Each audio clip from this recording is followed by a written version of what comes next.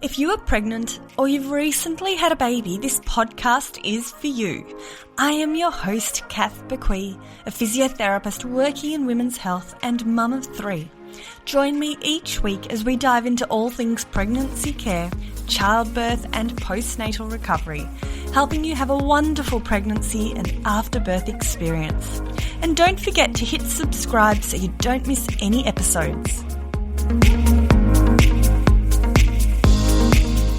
Welcome to episode 49 of the Fitness Mama podcast. I am your host, Kath Bequee.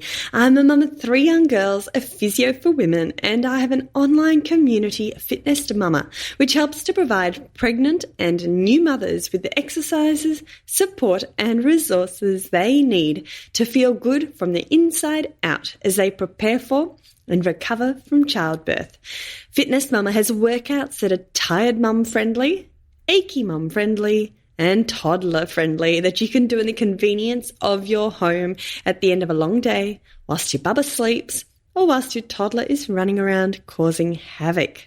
I have the pleasure of chatting to Alex today as part of the Spilling the Milk series of birth stories for the Fitness Mama podcast. In this episode, Alex is really open and honest about her experiences of becoming a single mother by choice. She tells us about her forceps delivery and having a baby in NICU for a few weeks. Alex has a lovely, calming and positive aura about her, and I'm sure if you love a good birth story, then you will love what Alex has to share. Before I do dive in, I do want to share something exciting that is happening in the next few weeks. So kicking off this coming Monday, the 30th of August 2021, is a 3-day workshop to help you prepare for labour. It's free, and I've been running these free events every few months, and they are super popular. If you would like to come and join us and come and join me for this free live workshop, then sign up via the link in the show notes. So this event, you will learn about pelvic floor, how to care for your pelvic floor in the lead up to and after childbirth, and this will include discussion about perineal massage to help potentially reduce your risk of perineal tears and episiotomy. We will also be touching on active birth positions. So what are some positions that you can use during the different stages of labour? And we also chat about your after birth recovery to really help you recover and feel amazing after birth. As a women's health physio, everything I will be sharing in this workshop are things that I believe every woman deserves to know when pregnant to really help with her childbirth and afterbirth experience. To register for this free workshop before the doors close, head to fitnessmama.com/challenge, and the link is also in the show notes. All right, let's get into this episode. Hi, Alex. Thank you so much for joining me today on the Fitness Mama podcast. Hi, it's nice to be here. I think I've been asking you for months and months to come and chat to me, so thank you. Oh, no, it's lovely to be here. Sorry it's taken so long, but it was just trying to find a bit of a time, and the first few months was a whirlwind, and so I was sort of like, I'll put it off in a couple of months and it will be okay. And then, of course, Sophie is sleeping horribly right now. And how old is Sophie? She's 6 months. 6 months. Now, almost 7. Oh, my gosh. Isn't that unbelievable? It is gone so quickly. It's been incredible, though. But, oh, my God, it's just flown by. So tell us a little bit, just give us a small little version of you and your situation at the moment. So my name's Alex. I'm 37 years old. I'm a single mum by choice, and I have a beautiful baby girl called Sophie that's 6 months old. Amazing. So for those that haven't been listening to this podcast for a while, if you scroll back, you'll notice every few months I try to grab one of my members who've had a baby and have a chat, because I do feel there's a lot that we can gain from speaking to other mums who have just gone through the thick of it, or they're in the thick of it, I should say, who've just gone through pregnancy, through childbirth, ups and downs, challenges, highlights, lowlights, all the work. So that's what we're talking about today. So let's start at the start, Alex. So you said you're a single mum by choice. Do you mind divulging a little bit about, how did you become pregnant? How was that journey for you? No, not at all, Kath. I think it's so important to be able to talk about and share so that people have a bit of an understanding about the options out there for them. I had been wanting to be a mum for a long, long time, and I just never met the right guy. And I was sort of lucky. My sister actually went through the journey before me, and so she's a single mum by choice. And so I was thinking about it, and I got to about 36 years old, and I was like, right, probably need to start now because you never know what's going to happen with your fertility. So I went to see a fertility specialist in Canberra and just started the journey there. So she ran a whole lot of tests on me and then had a look and said, oh, you're looking pretty good. I then had a choice of having to find a sperm donor.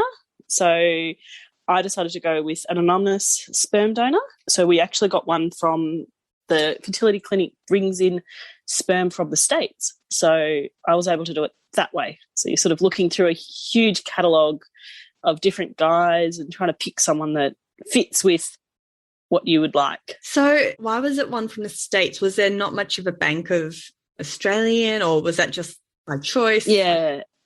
In Australia, there's a very small bank of sperm donors because it can't be paid for. So we can't pay the donors for their donation, whereas in the States, it's a much more common thing for people to donate. But if you bring in one from the States, it has to be under the same rules as Australia. So it's very strict even if you go overseas. It's just they've got a bigger catalogue over there to choose from. And the ACT being a smaller area didn't have many donors. So my clinic didn't offer any local donors. If you wanted an anonymous, you could, of course, go with a known donor if you wanted. What do you mean by known donor? So that would be someone that you know who they are. So it could be a friend, it could be a friend of a friend, but someone that decides that that tries to donate versus an anonymous. And had you considered having a known donor? Not for me. I just didn't have that friend or someone that I would feel like asking for. And I thought I'll go the anonymous route first and see how it went. And took me a while. I was looking for a couple of months and then a new donor came up and I was just like, oh, he just fitted. The way that his interests and what he'd done in life and the family, I just sort of thought, oh, that sounds quite nice, and it worked for what I was looking for. Yeah, interesting. So tell me about that catalogue. What information do you get access to? You get access to a lot. So genealogy, you can filter by ethnicity, height, eye colour, and also they do extensive screenings for any genomic abnormalities. So one of the things I went through first was I'll just get rid of anyone that has any of the genomic issues and then look through the ones that don't. And then if I can't find anyone there, I'll go back and choose one that might have a genomic issue, and then they could have screened me for it. And if I don't have it, it'd be okay to use them. But I sort of thought it's easier if you don't have anything, then you don't have to go for that extra screening. Yeah, right. It's quite an involved process, isn't it? How long does it take from the first visit to your fertility specialist to becoming pregnant? It took me, I think it was about 6 months, and you could do it quicker. I was happy to sort of space it out because I had a date in my mind when I wanted to do it. And so I was pregnant about 3 months after that, because actually getting the sperm that I wanted, I had to wait. The donors had some in the bank overseas, but they wait 3 months from when they give the donations, and then they bring the donors back in to do the STI screening on them again. So they don't release any of that until after that screening. So I was waiting for that time, and then it came up and I was able to buy it and they shipped it over. And then COVID hit. So I had to make a decision. Did I want to go ahead with it during COVID? And what were the differences with COVID? How did that affect the process? I was lucky that I was going to do an IUI to start.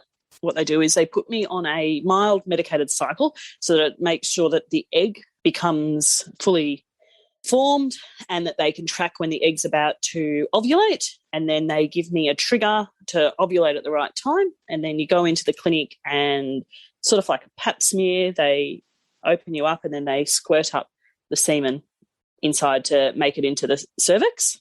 All of that was still able to happen during the early parts of COVID when we were under that lockdown so long ago. It was a really unknown thing. In March, I was having to make the decision, March 2020, did I want to go ahead or do I want to wait a couple of months and see? And I just sort of thought, well, IUIs only got about a 10 to 30% chance of working. It depends on who you are and what the fertility specialist thinks of your situation. So I thought, oh, well, on those odds, it's probably not going to work. I'll go and give it a go anyway. And that first cycle, unfortunately, didn't work. And then I thought, oh, look, I'll do it again and then we'll have done the 2 IUIs. And if it doesn't work, I can then move to IVF and keep going. But I was lucky, and on the second time, Sophie was...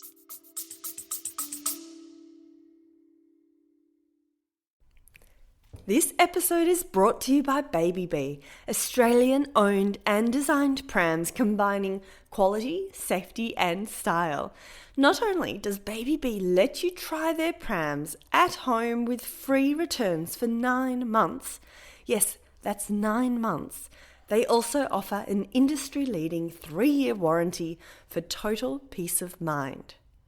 With thousands of 5-star reviews, around-the-clock customer care, and up to $300 of free accessories with every pram, what are you waiting for? Go visit www.babybeeonline.com and check them out for yourself. And yes, for listeners of the podcast, there is a 20% discount code. Enter FITBEE, FITBEE 20 at checkout, and T's and C's apply.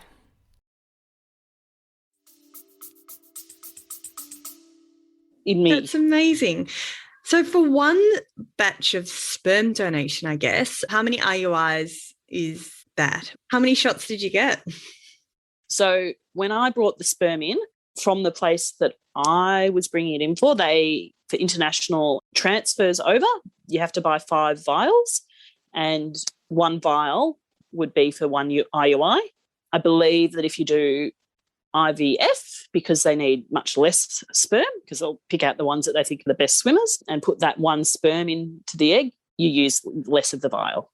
So that sort of also was part of my things of doing either 2 or 3 IUIs, which is what the fertility specialist sort of recommended, depending on how you go. So they tweaked how they did it on my second cycle a little bit. So they just changed a couple of things up because they obviously saw the first cycle and how it went and thought, okay, we could do it a little bit differently and make it a little bit more percentage likely that it would work. Yeah, interesting, isn't it? It's amazing. Science, love it. So does that mean you were going to do 2 to 3 IUIs and then you had 2 vials left over for IVF? Is that right? I would have had 2 vials. If I did the third, I would have had 2 left over. I guess the advantages of going IUI over IVF is there's no surgeries involved. It's much less medicated along the way, so it doesn't put your body in as much stress, and it's a little bit cheaper. So that definitely helps. Amazing. And so for the second one, you found out you're pregnant. How was that feeling? Like, what was going through your head at the time? Oh, I think I was in a little bit of shock. Like, it was interesting. Like, the first cycle I didn't really change, and that cycle I'd started getting all these pimples a couple of days before along my chin line, and I was like, oh, this is a little bit differently. Like, all these hormonal pimples had come through. My sister was like, it could be. I was like, oh, it's probably not. We won't get our hopes up. And then I got the call from the clinic, and they were like, oh, it's so good, you're pregnant. And I was like, oh my God.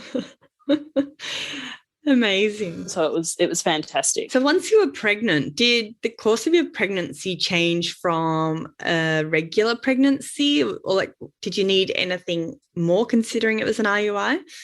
So what they do is they put you on progesterone during the first 10 weeks afterwards to try and help that embryo in bed properly and give it a chance to stay.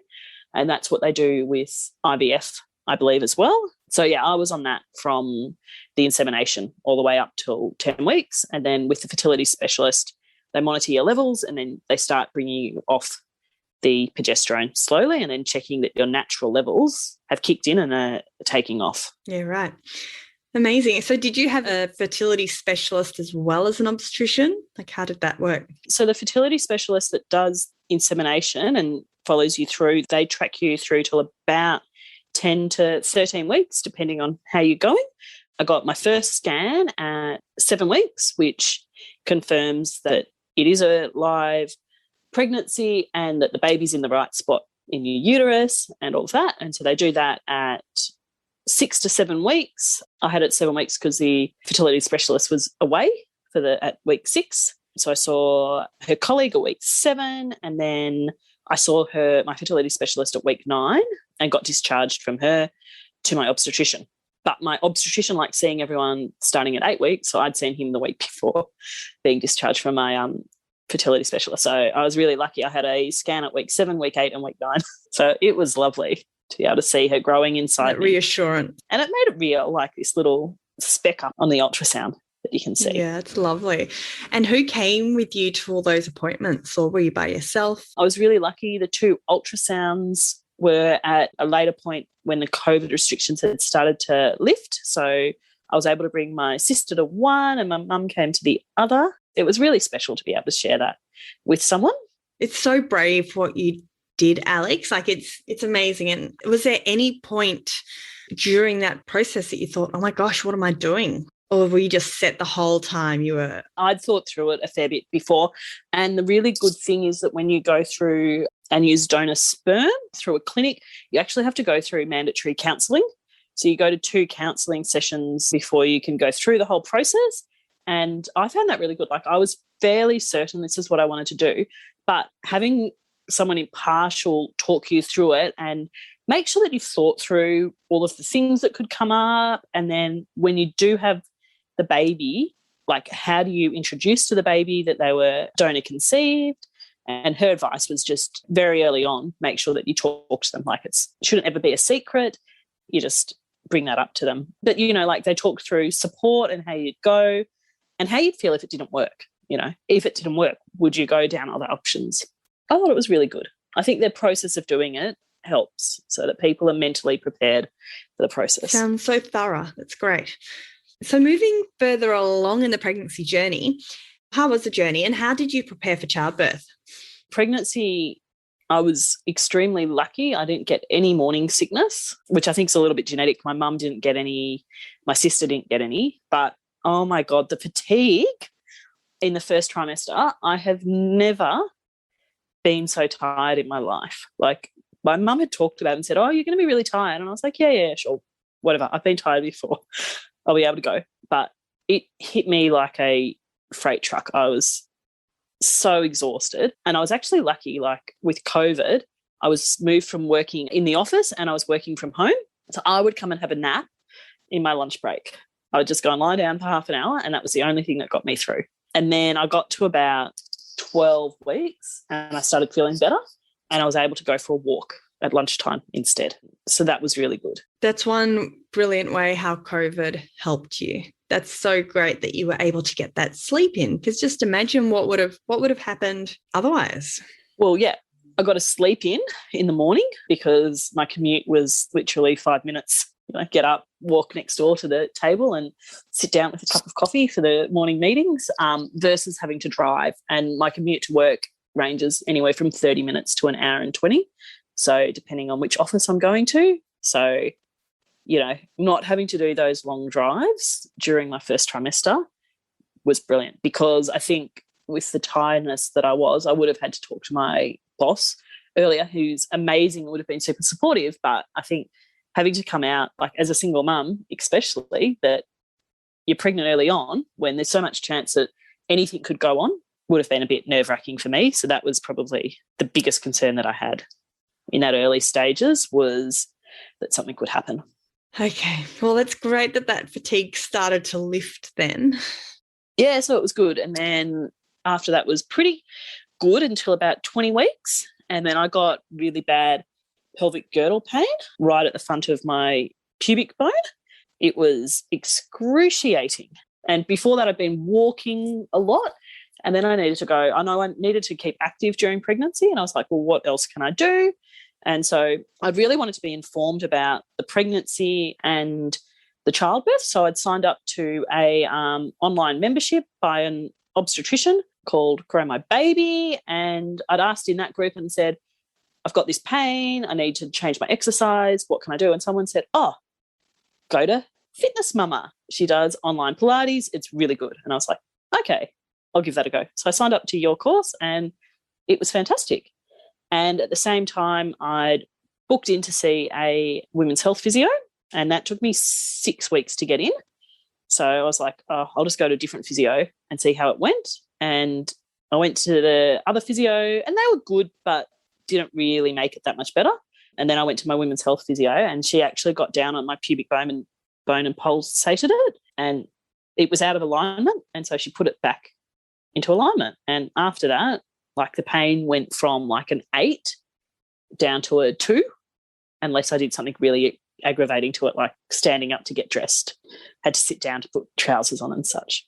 Oh, that's amazing to hear. And I remember having a chat to you when you did have that pelvic girdle pain.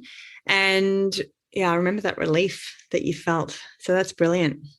Oh, it was like I was at that point of going, how am I going to get through the next 20 weeks?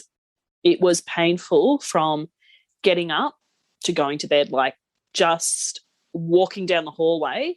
I was at like a 6 out of 10 in pain. So, yeah, going to see someone and going to see the right person that has the experience in it made it such a difference. That's so good to hear. And for those listening, like everyone, or all women, but especially all my members that talk to me about pain issues, I'm always saying don't put up with pain. Yes, I can help you with pelvic girdle pain-friendly workouts, and I can help you to stay active and modify your exercise. And instead of going for a long walk that's going to stir you up, we've got some amazing, low impact exercises that will help. But always you need to go and get that treatment. You don't want to put up with pain, and it's better to nip it in the bud sooner rather than later. And sometimes you do just need that hands-on treatment. Like I've got a lot of self-management strategies inside the Member Hub, but as I said to you, like let's go get it seen to get that hands-on treatment to nip it in the bud so that you can enjoy the rest of your pregnancy. Oh, and it was brilliant. So she was able to give me a belly band that she'd actually figured out the right way to put it on me, so it would give my pelvis the right support. And just getting that right massage in those spots was brilliant. And then I went and had just remedial massages from a massage therapist every 3 weeks through the rest of my pregnancy to just get that little bit of constant work in those areas, because my glutes would get really tight and that would flare up the pelvic pain again. And Alex, you were really amazing. Shout out to you, because like a lot of women, when they get pelvic girdle pain, everything sort of falls in a bundle and they stop all movement and activity, which can sometimes make things worse. Whereas you got that hands-on treatment, but then you modified. I remember you turning up to those live classes spot on every single week or twice a week. Like it might not have been your normal activity or your normal exercise, but you were still able to really help your body stay as strong and as mobile as possible.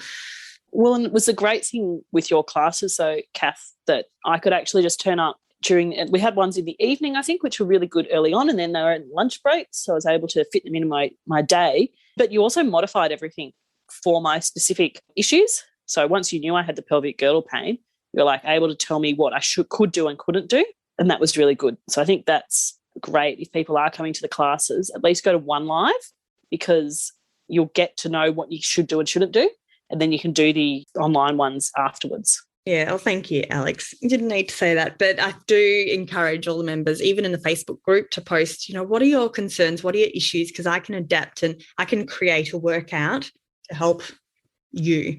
So it's got that individualized approach. Okay, so tell me, Alex, you did the course, the Grow My Baby course, but how else did you prepare for childbirth?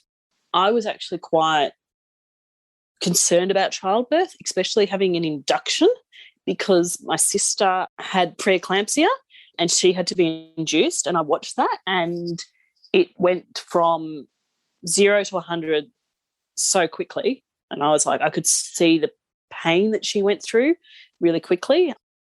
Actually, that was probably the whole thing of my whole pregnancy, that I was I don't want an induction. I don't want an induction. But in the back of my mind, I was I'm 36 years old, I'll be 37 years old when the baby comes. The chances of me having to have an induction is actually quite high. So I thought, let's go and get myself better educated, and I might be a bit more informed about how this could go. So I had a look online for either calm birthing, which my obstetrician's midwife suggested, but I couldn't find any face-to-face in the ACT at that time. But there was a hypnobirthing course face-to-face. So I went along to that. It was 5 weeks of 2 hours an evening. So I was like, that's pretty good. It's spaced out because in the evening I'm exhausted, and taking all that knowledge while pregnant, I didn't think I'd be able to go and do a whole weekend and be able to absorb it all. So that was good. And I just came away from that a lot more relaxed about my choices, and had some really good breathing techniques and some movements that I could do to make it better. But actually then being in the online membership, the medical knowledge I got from that really suited me, because I'm an engineer, so I'm very more scientific and just wanted to understand it all. And so I went through it all and sort of understood if I did have an induction, what would go through and what were my options. If it went to different medical assisted deliveries, what would happen and how it would go. So I went into the birth feeling very informed about what could go on. So it was good. Amazing. So proactive and empowering yourself with knowledge. That's brilliant. And for those that do want to learn more about induction, my first ever episode of the Fitness Mama podcast was with the lovely Beth Ryan, and we talked through tips for helping with an induction. So scroll back right to the start if you're listening to this, if you want to find out more about induction, because that's also another good resource. Okay, so you've done 5 lots of hypnobirthing sessions, you're feeling informed. How does labour happen? Tell me about your childbirth experience. Yeah, so this was early January, so we'd just got past the craziness of Christmas, and I was 34 weeks pregnant at Christmas, so I decided to start my mat leave then. And then I went to my sister's 40th birthday was on the 30th of December, so we had a New Year's Eve party for her, huge. So I was running around probably doing way too much at like 35 weeks pregnant than I should have been. I got to the party and I'm like, I'm exhausted. I just need to sit Were you down. number one on the dance floor, Alex? No, I was not dancing. Not dancing at all by that stage. Anyway, so it was lovely. So, there wasn't really much that you could do with COVID around that stage. And I was feeling really good at 35 weeks, but we'd decided to not go away for Christmas because you just don't really know what could happen. And I talked to my obstetrician about it, and he was like, it's okay, but if you go down the coast, they're just going to fly you back to Canberra if something happens. So we decided to not go away, but I thought, let's go for a little staycation.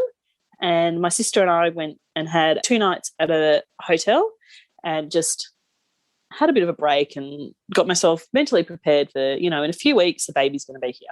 And that last night that we were staying there, I was sitting up in bed and I was like, I'm really uncomfortable, but just thinking it's a different bed, it's making my back sore, so it's not good. And then I woke up the next morning and I was like, I'm feeling really uncomfortable now. I'm just going to go and have a bath.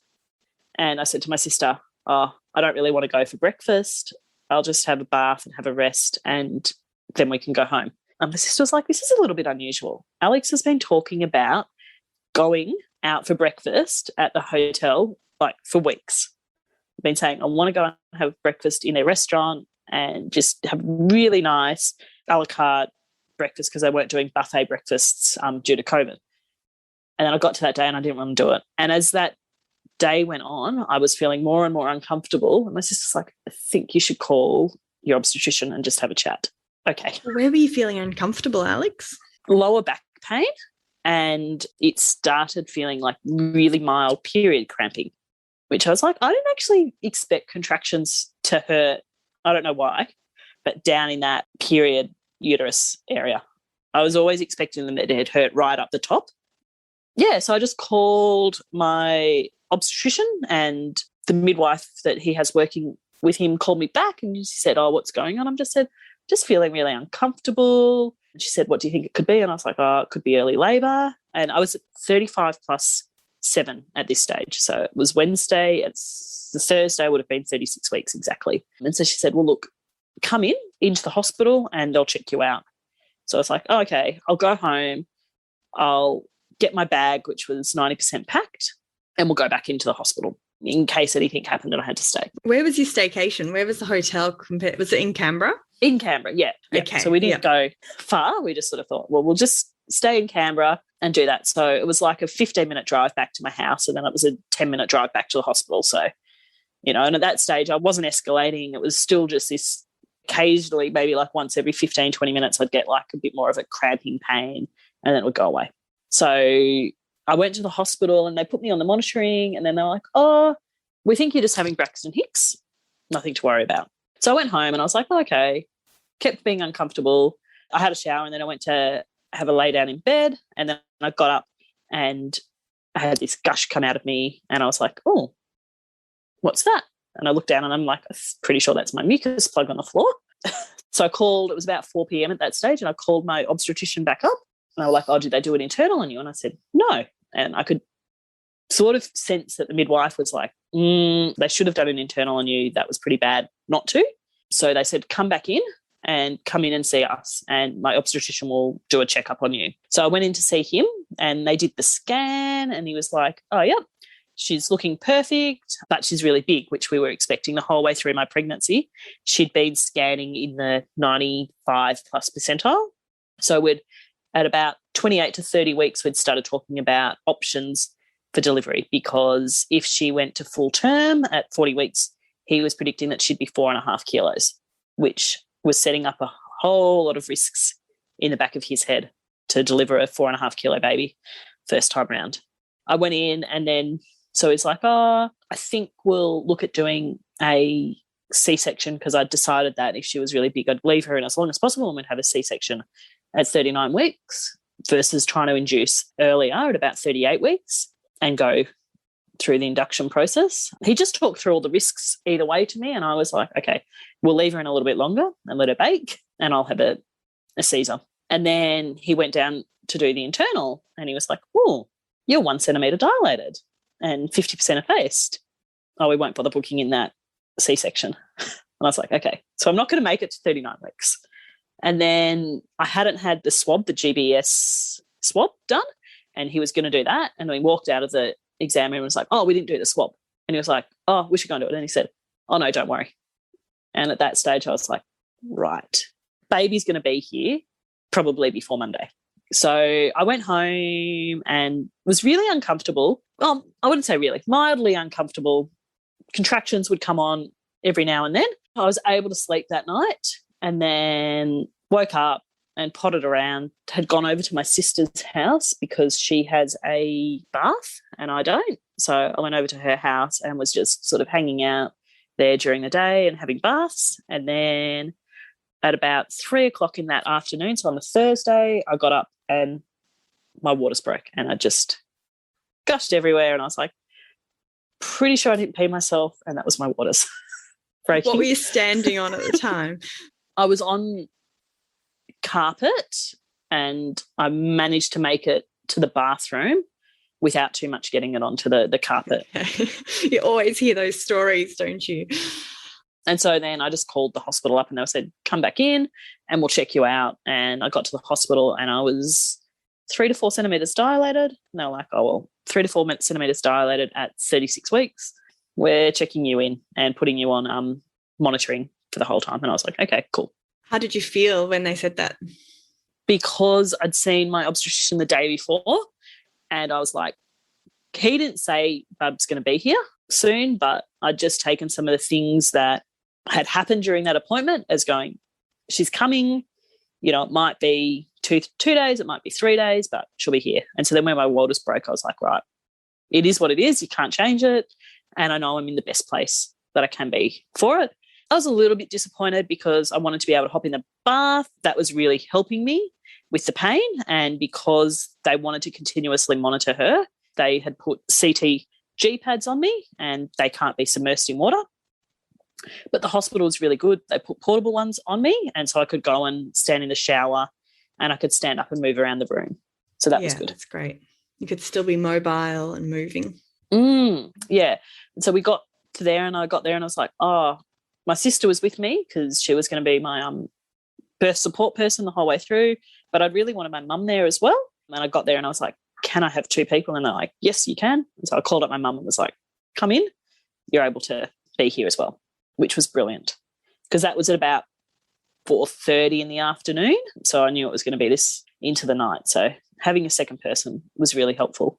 Yeah, so I just sort of went into the room and we hung out and it started getting more and more painful. And so then at about 7 or 8 in the evening, I asked for gas and started on the gas.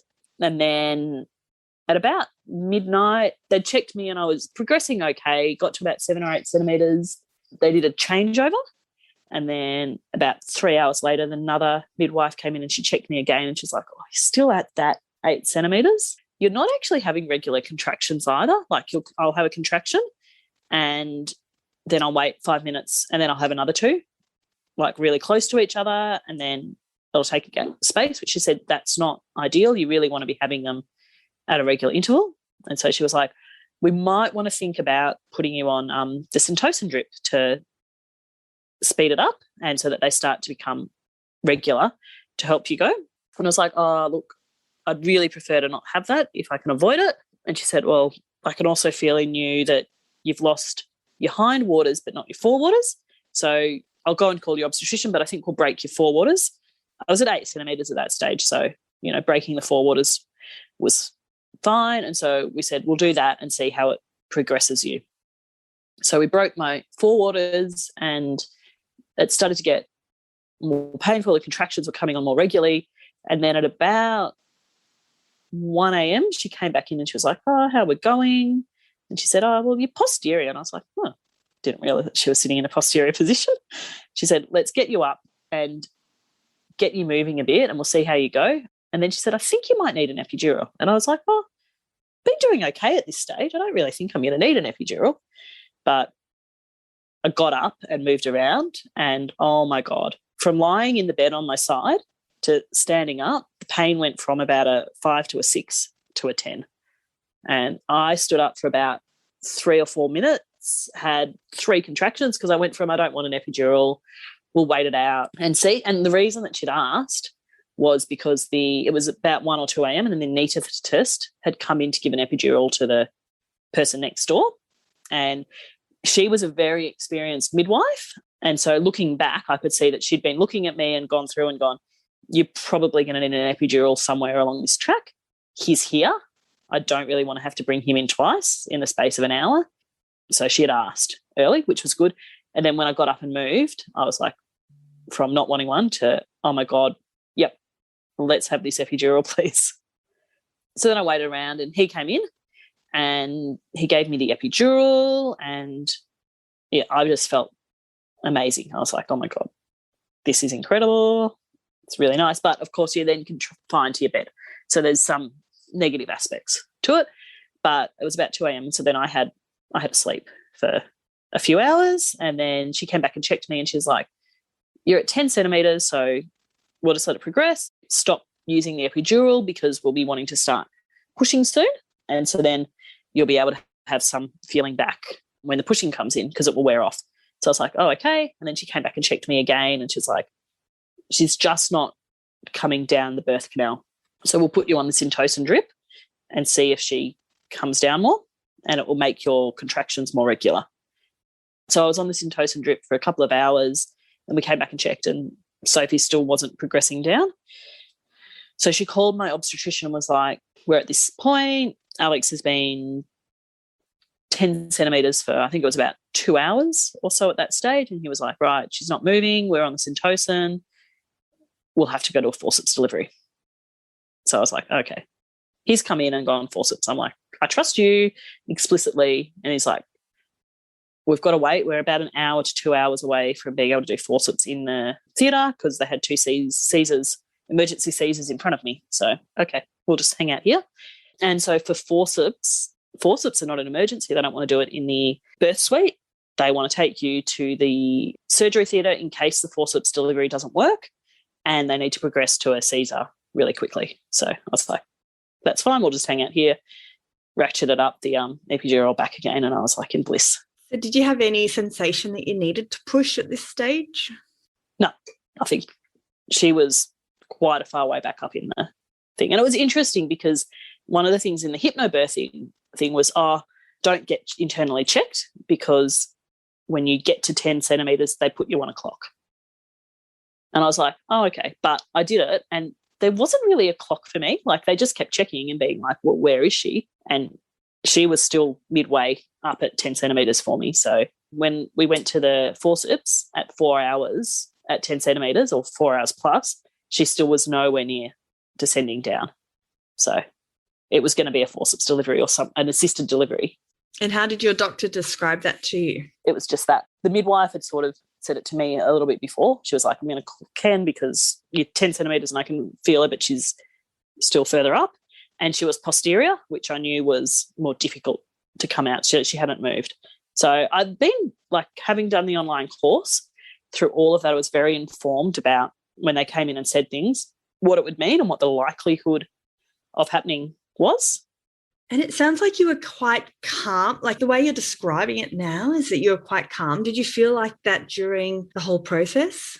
Yes, the whole way through. Like, I didn't want the epidural when she came in and asked me for it, and I was very no. And I could see my mum and sister were like, oh, well, maybe you should listen. I'm quite stubborn. And I was like, nope, I don't want it. And then she was like, oh, we'll get you up and get you moving. And then I got up and got moving, and I was like, yep, I want it. I love it. When I stood up and she was posterior, and she must have just moved that little bit and was right along that pain sensation. And I was on the gas at that point, and I was like, not going to be able to handle this. So epidural, looking back, best thing ever.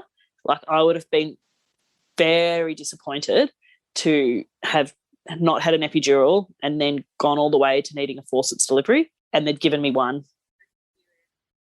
Yes, and they would have to give me one for them to try and do a forceps delivery without a major bit of pain relief, and going into potentially needing a caesarean, it'd be highly unlikely that you wouldn't have something.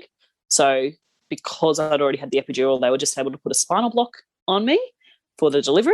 It is what it is. I couldn't feel anything, but they just wheeled us into the theatre. It was very calm, relaxing, it is what it is. My sister came in, couldn't have my mum into the theatre. My obstetrician came in, talked me through it. You saw the anaesthetist came back and talked to me and talked through the process. And then the paediatrician came and said hi and said, this is what's going to happen. And I said, oh, well, I'd like delayed cord clamping. And he said, oh, you need to talk to your obstetrician. But then I was like, oh, that's okay, it's fine. And I talked through it, and she was lovely. Then we wheeled in, and it was all going okay. And the midwife came and put her hands on my tummy because I couldn't feel anything. So then she would be like, all right, there's a contraction happening. Push, which was the weirdest sensation. I'm like, I can't feel anything. They're like, bear down. And I was like, oh, okay, I think I'm doing it. And the obstetrician's using the forceps to assist with the delivery. And then she came out, and then they put Sophie on my chest, and she was on there for maybe like 5 seconds or under. And then they said, they shouted something, and it was like cord, and then she got whisked away. So what happened was a very, very rare thing, that her cord had snapped after she was delivered before they'd clamped it. And so she started to lose a little bit of blood, and my obstetrician with his reflexes just grabbed her cord and used his hand to clamp it and then clamped it off. And so they whisked her away for checking down to the special care nursery, and they thought, they're not really sure, that she had a seizure on the way because her eye started flickering, which is a sign of that. But she had no body movement, so they weren't really sure. And then she stopped breathing as well, which was, I didn't see any of this. I was still on the theatre bed going, what the hell's gone on? This is what I got told afterwards. And so then, as a precaution, because I was in a private hospital that didn't have a NICU, they said, we're going to transfer her to the bigger hospital with a NICU to do some monitoring. And I was like, oh, well, whatever you have to do to make sure that she's okay, we'll just do. I think that was the toughest thing through my whole pregnancy and journey so far, has been that little bit where, you expect to have that lovely experience of the bub being put on your chest and enjoying it, and then just get whisked away for the treatment, which, it's better, she's alive, than having a bub die on your chest. But, you see all of that, and that's what you think childbirth's going to be, and then it turns into something a little bit different. So Yeah, I can't imagine how you're feeling just then. Can you describe what you were thinking when they took your baby away from you?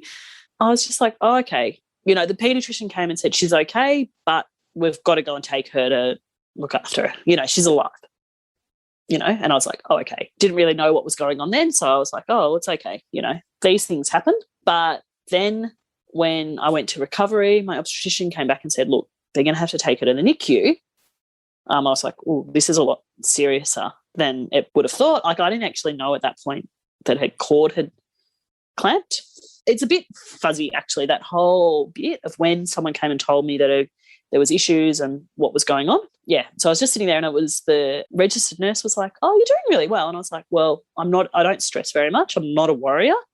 And then I was like, oh, shit, but she could die. Like, that hit me that she might die, and that was really hard. And then my mum came and sat with me, which was nice having someone there, and we just sort of chatted through it and that. But then my sister, who had gone with Sophie, said, oh, I need to swap. You know, this has been pretty tough, like watching them do all of that resus on her. And so my mum went to switch over and be with Sophie. My sister came and sat with me, which was lovely. It was nice having someone with me at that point that you could just talk.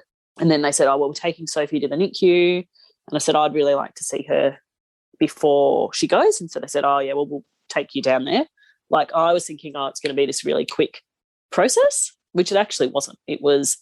Took about 2 hours from when she came to when they were ready to transfer her to the NICU, because they're very methodical about making sure that she was stable as they transferred her through to the ambulance team that come and do that. And that's what that whole team does, is they do those types of transfers for really young babies. So that was good. And then the paediatrician and then the NICU doctor had both come and talked through what had happened and what it was. So it was really good. And I was pretty calm at that point. Like, they were very good at explaining what was going on and what they were going to go and do. And then they came and asked for consent for different things with Sophie over there. So, you know, simple things like, am I okay giving her glucose, which they like because it's a little bit of a pain relief for the babies, formula, dummy, and antibiotics and stuff like that. And I was like, yep. Just give her anything that she needs to make her comfortable and that you need to do. Wow, what an experience for you, Alex. How long was she in NICU for? She was in NICU for 2 days, and then she was in the special care nursery for 14 days after that.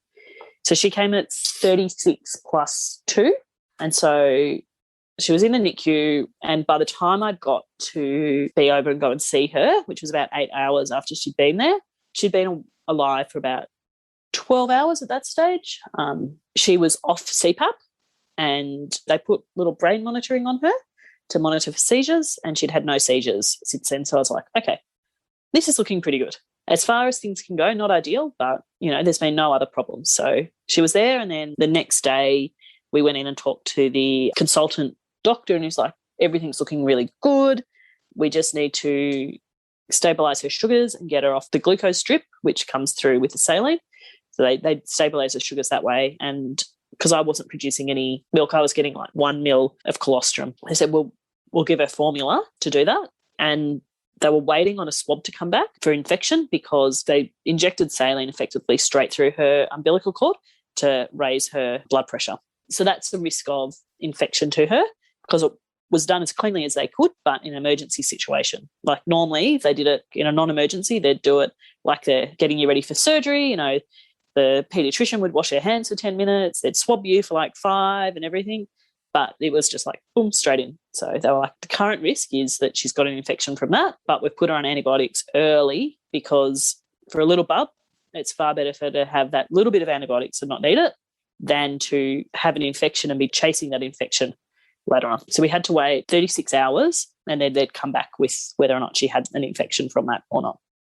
She was in the NICU and going really well, and we were just increasing the formula over time and then decreasing that glucose drip, and they were just checking her blood sugars to make sure that they were stabilised, and they were. And little things like she was under heat lamps at the start, so they were taking off the heat lamps and everything slowly. So that was good. And I got my first cuddle, which was lovely. At what stage was your first cuddle? Oh, that was on that first visit, so that night. Yeah, so she was doing quite well. So they still had all the monitoring like on her, but they were able to get her out of the NICU bed, which I'm incredibly lucky to have even like for a NICU baby to have had a cuddle, 12 hours after she'd turned up. So can I ask you about you and your recovery now? So you're in theatre and they obviously stitched you up. What was the process then because usually you do it feed and that sort of thing. Did they talk you through the expressing of the colostrum and that side of things? it was probably the bit that I'm still annoyed about. So they stitched me up and they gave me a shot of something. So I'm not really sure what it was, but I thought they said it was to help with the breastfeeding. I asked actually if he'd given me an episiotomy because I was expecting that, and he said no. So I had grade 2 tearing, which was fantastic for a forceps delivery. He was brilliant. Yeah, so then my recovery was pretty good. I wasn't that sore. I was on, I think, endo the first day or two. And then Mum called from the NICU and said, they've asked you to start expressing colostrum. So I called up the nurse and said, they've asked me to start expressing colostrum. Can someone come? And it took 4 hours after I called for them to turn up to help me. And so I was really annoyed about that. Like they came in and said, I'll come back in later. I'm really busy and I'll be back later. And then it was 4 hours later and I was like, hang on. And so how long after birth was this? 8 hours. Because it took ages for Soph to get set up for the NICU transfer and everything over. So I was probably only in my room. It would have been about 3 hours after birth that I was back in my room, and then Mum was over there, and then they'd said, oh, we want colostrum, called me and I rang. So she came in really quickly and said, oh, yeah, I'll be back to help you. This is a lactation consultant that works at the hospital with the midwife. And then I think I had a nap because I was really tired. She came back in and said, oh, they told me you were napping, so I didn't come in. And I was sort of like, no, you should have come and wakened me. But that's the one thing is I wish I'd advocated more for myself then to get them to express the colostrum for me. But I wasn't really aware of what you had to do and how quickly it needed to be done. So she got me hand expressing and we were sucking it up, getting really small amounts. And they weren't clear that I should have been doing it every 3 hours. So that's the sort of thing I think in my whole journey, I'd spent a lot of time educating myself about the pregnancy and the childbirth, not very much about the breastfeeding component. Sort of just think, oh, well, it will happen. So I think a little bit more education on that would have been really good. I'd signed up to a course, but the one that I signed up to, I don't think it was very good. It didn't give me the stuff that if it goes wrong, this is what you need to do, which would have been really helpful.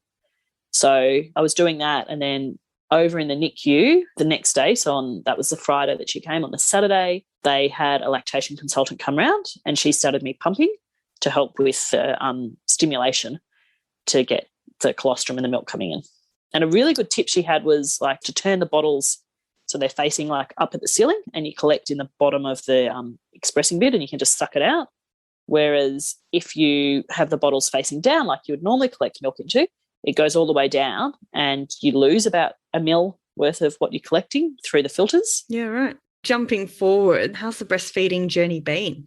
It was tough at the start. So Soph, being 36 weeks, didn't really have a suck reflex. So that's why when we got transferred back from NICU to special care nursery, she was perfect, except she wasn't feeding. So we had an NG tube in to feed, and then it was like slowly trying to get her to suck. She'd hop on the boob. I had flat nipples, so it was really hard. So we had to use a nipple shield, and she was not really doing much at all. So we went to doing a little bit of that and then bottle feeding twice a day so that she wouldn't get too tired either. So I was expressing 8 times a day at that stage and my milk was slowly coming in. Wow, that's a lot of expressing. Yeah, it was tough, but then I got discharged from the hospital at day 5 and she was still there.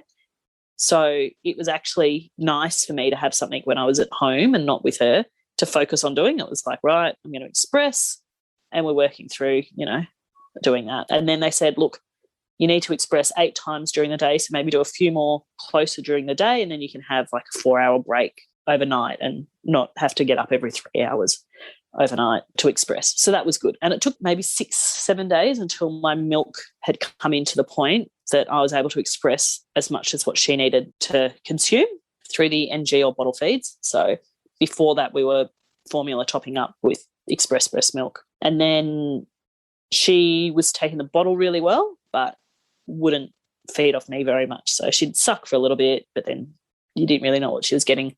So that was fine. I was like, she's taking the bottle.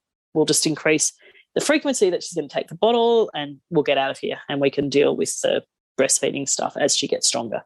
I was lucky that I knew a lactation consultant that my sister had used. So I went to see her. I booked in before I'd even left the hospital to see her and had an appointment the week after, like the Friday after Sophie was discharged. So we were able to go and see her and get support through progressing her from the bottle and onto the boob more. It took about 8 weeks until she was able to just completely breastfeed.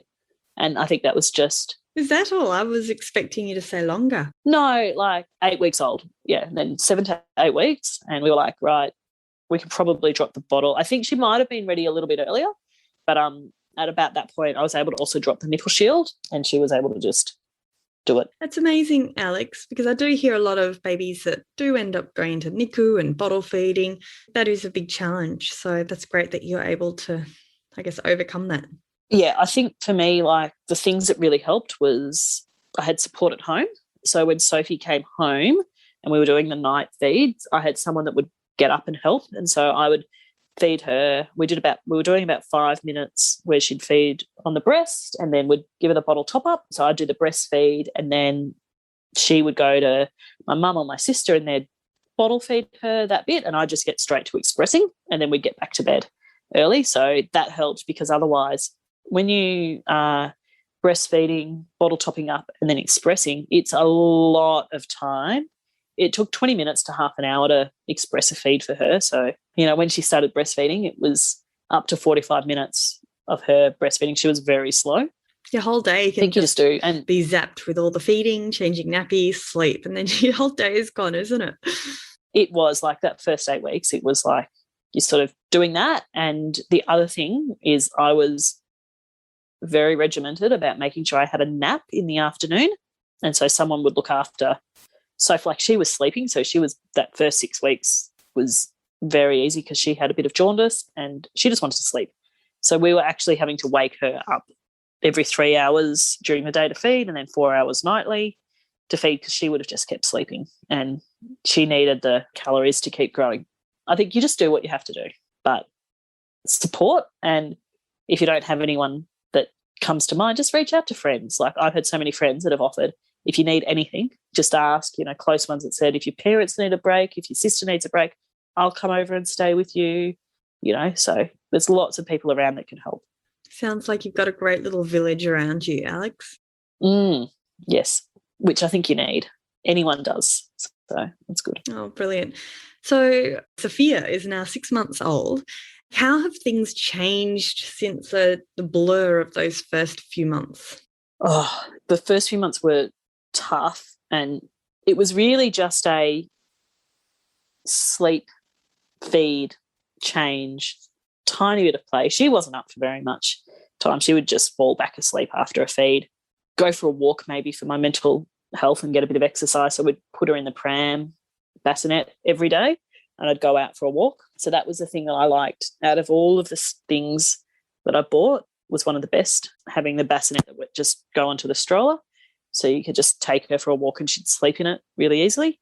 And she'd also sleep in that during the day if you had her out in the living room or if I needed a bit of a break overnight and she would be really loud. For that first bit of the sleep, she could go and sleep in that next to my mum or my sister in the next room. So it would give me a bit of a break not having her right next to me if I was exhausted. And then they'd just bring her in when she needed a feed. So it's just got easier and easier.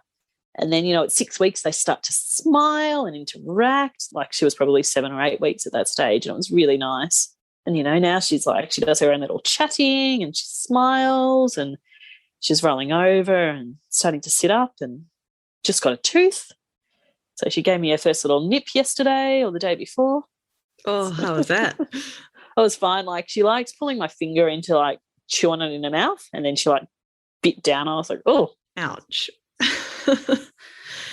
And with the forceps delivery, how's your body recovered with the pelvic floor side of things? It's been a lot of work for me to do my pelvic floor exercises. So having seen a women's health physio beforehand, I was actually meant to see her just after Sophie was born for like a 36-week check, and she was going to talk through some of the stuff and then some of the perineal massage that I could have done. Never got to it. So I moved her out to just after I'd had my checkup with my doctor, and she checked me and she was like, right, you're right on that borderline danger zone of the stretching inside, and my pelvic floor was very weak. She used the Oxford scale, so like a 2 out of 5. She was like, right, we're going to do pelvic floor exercises 3 times a day lying down. And I was like, okay. So I just lie down and have to do lifts, hold for 5 seconds, I think, at that stage, 10 times, like very basic pelvic floor and some quick lifts. So I was doing that for about 6 weeks, and then she was like, it's getting better, so we can now do them sitting up. And so I'd do them every day, either when I was feeding Sophie or right before I went to sleep. I just put a little show on and watch that with a online, like a app counter that would talk me through the timing and do that. And then now I'm the Squeezy doing app? standing up. It's the Squeezy app. So if anyone wants a little app timer for their pelvic floor, the Squeezy app is brilliant. It was developed by some women's health physios for the NHS in UK, about $3 or something, but you can plug in your particular numbers. So if you can only hold for 5 seconds, you can pop in 5 seconds. So well worth the $3 for anyone listening. Yeah. I think I paid $6 or something for the one that I got, but it's the same. I don't think it's called Squeezy though. So I've got a different one, but it was the same. Like I could actually go and put in the numbers and then like how long I needed to hold for the rest and how many repetitions I needed to do. And I found that really good. So it would just talk me through it. And then the quick flicks as well, because do those, but they'd change depending on what I was doing, how many I had to do and how many reps. So that was really good to have something to visualize also doing with, and so you didn't have to keep counting. And so now I'm doing them standing up in the shower. So I've gone from like a 2 to a 5 on the pelvic floor strength. So about to start doing them with the weights as well. Oh, brilliant. So that'll be interesting. Oh, yeah. So for those that don't know what we're talking about, some vaginal weights that you can put inside, and there's some really great research coming out, and it's great for multitasking too for busy mums. So, for example, you might pop it in, and depending on what your strength is, but then you might get on with your day, get your, the breakfast ready, and then before you leave the house, you take it out. So, yeah, it's great, brilliant. Great for multitasking. It'll be good as I progress. So, yeah, that's good. And then I forget what the width score that they do is, but I was like at 9 centimetres, which is in that danger zone bit, and it's come back to 7.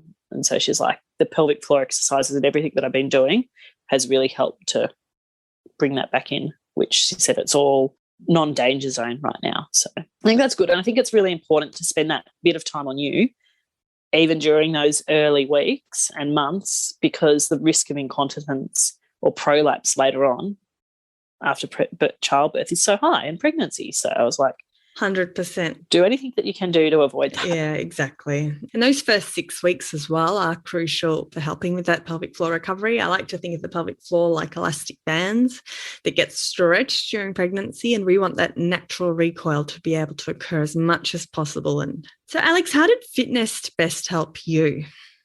I think during pregnancy, it was good that I was able to keep active and do some things that work at that stage. And as I got more and more pregnant, I was able to modify what I could do because it got harder and harder to keep active. So I was doing the online stuff with you once to twice a week, and I signed up to a yoga course, which I was doing in person, which was really good, like just very gentle moves. But I think that stretching and just being able to keep moving your body in really gentle ways was really helpful. And I would walk. I'd do like half an hour, 20 minutes, half an hour, nearly every day, which was really good to just keep active.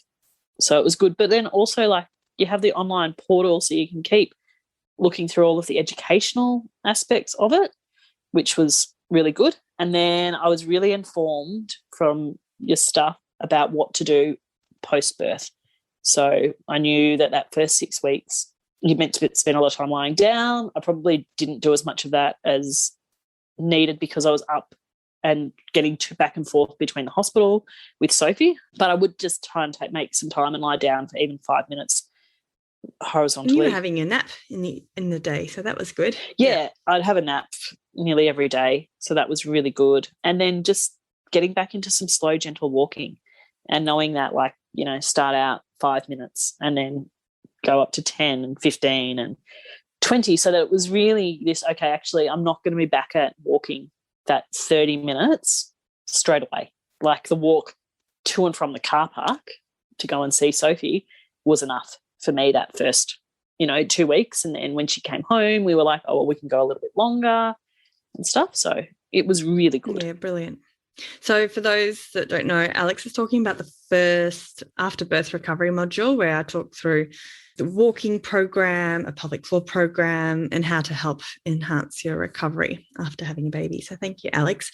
So I could probably talk to you all day, but to finish up with, what words, you've offered a few of them throughout this chat, but what final words of wisdom do you have for pregnant mums who are listening?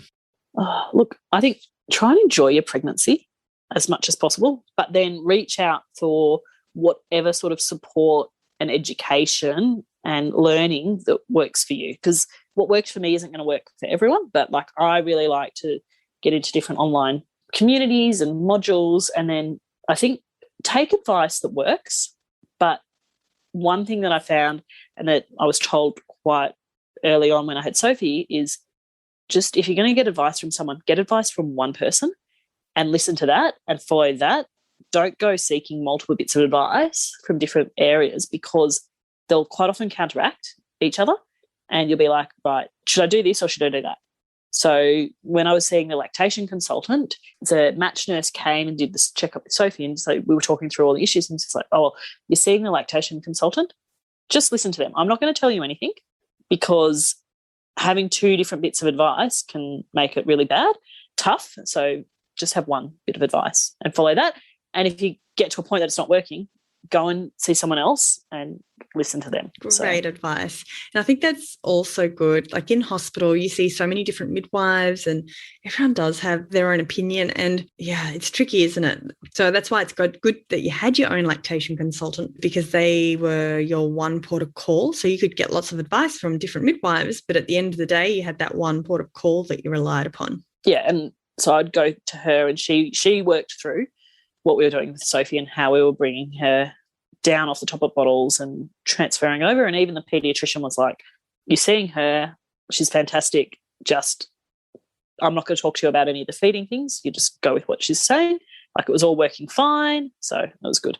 Well, thank you, Alex. I know I've just taken an hour and a half out of your time and you're a busy mum, so I really do appreciate the chat. I think it's so great to hear such a big range of experiences, and yours is, relatively unique, and everyone's got a different story to tell. And thank you so much. You're a good storyteller. I love it. Thanks, Kath. It's been good to have this chat, and I think anyone that wants to be a mum, just go about being it by whatever means possible. There's so many different avenues out there to become a mum. So that's excellent. Best thing I've ever done. Oh, but it's so lovely to hear. Thank you so much, Alex. We'll see you soon. Thanks. Bye. Before I sign off, remember my team and I will be putting together the show notes for this episode with all the links at fitnessmama.com/podcast. And also don't forget, if you are pregnant, to register for this free workshop, which is kicking off on Monday, the 30th of August. Have a fabulous day, everyone. And I look forward to you joining me next week for another episode of the Fitness Mama podcast.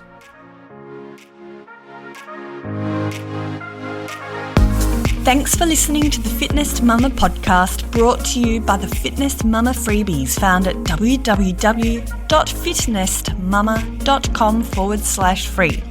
So please take a few seconds to leave a review, subscribe so you don't miss an episode, and be sure to take a screenshot of this podcast, upload it to your social media, and tag me at Fitness Mama so I can give you a shout out too.